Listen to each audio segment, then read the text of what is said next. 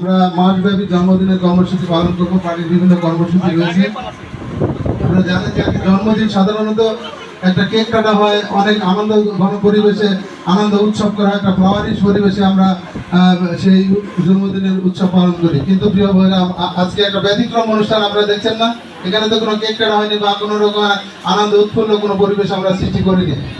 এটাই হচ্ছে খালেদা জিয়ার নির্দেশ যে আমার জন্মদিনে আপনারা কেউ কেক কাটবেন না, কেউ উৎসব করবেন না, আপনারা আমার জন্য দোয়া করবেন।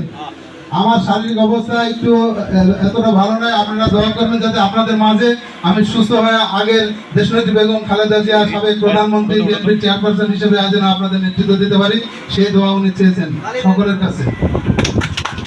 আজকে আপনারা জানেন শুধু বাংলাদেশ নয়, দক্ষিণ এশিয়ার অবিসংবাদিত নেত্রী আমরা কি জানে বলি, এই যে একটা মহিষী নারী, বাংলাদেশ না বিশ্বের ইতিহাসে এরকম মহিষী নারী বিরল, যে একটা বিধ্বস্ত অবস্থা থেকে একটা পার্টিকে নেতৃত্ব দিয়ে আপনি ধীরে